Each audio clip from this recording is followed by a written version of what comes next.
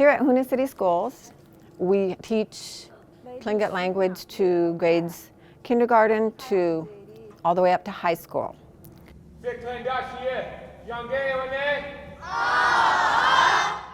Through the years, we've really tried to have Tlingit language for a majority of our students, especially the younger ones, because we're trying to get the language in their ears and also to get their language in their throats, because there's sounds that are very difficult to make, and it's easier if you learn as a small child. Kinde gai tlashat sudak wusitan. Kinde gai tlashat sudak wusitan.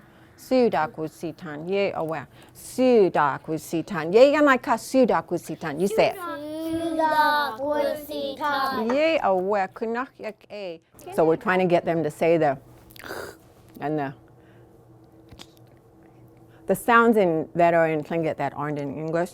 We try to get the small children to say it so that they can get used to that. They can get used to how it sounds and how you make that sound. So sometimes I'll tell them, everyone just do this. Everyone just do this. And they'll do it. Who can do that? Okay, Tleinach. Tleinach. Sometimes when I'm trying to teach a sound, I just have to drink some water because you can't get the, sometimes it's too dry. Hey, Jen, play do sure, play do sure, yeah, wet, play do sure. But every summer we would go to Excursion Inlet, stay with our grandparents, and my mother would work in the cannery. So we spent all summer listening to my grandmother, my aunt, and my mother speak Tlingit. My grandmother wasn't comfortable with English. She could speak English, but they all spoke Tlingit. So we grew up hearing it, but not really speaking it. We knew some words. We knew how to name plants in Tlingit before we did in English, some of them, and things like that. But we hear it. So when I hear Tlingit, I know that's the language I'm listening to, and I can hear words that I know. But as far as studying it, I'd say the last 15, 18 years I've been studying and teaching at the same time. So I'm a learner.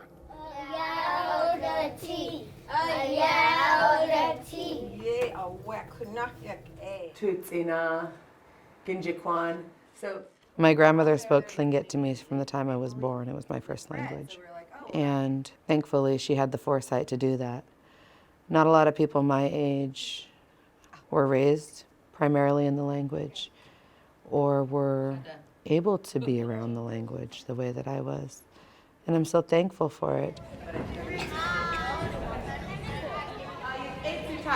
So this morning you may notice that we are all gathered today. I teach 3 high school student classes. I teach 1 junior high class, and then I teach preschool. So preschool is song and dance and a basic lesson.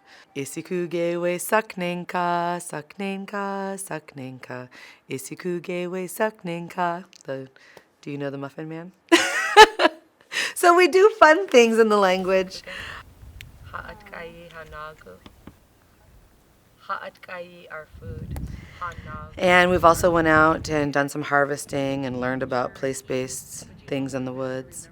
What you call the animals and the plants and the seasons and the weather. So we're doing lesson learning through fun, through play. That's part of that. That's why we did community harvesting.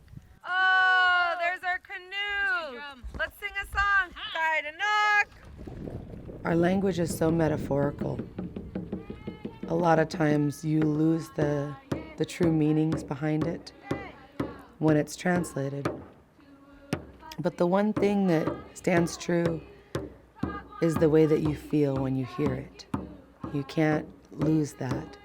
It comes across so clear, the intentions, the love that's shared, the history that ties us together.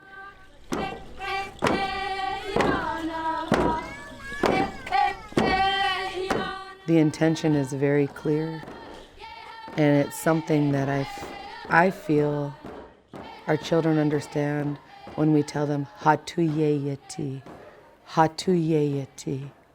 It's inside of you.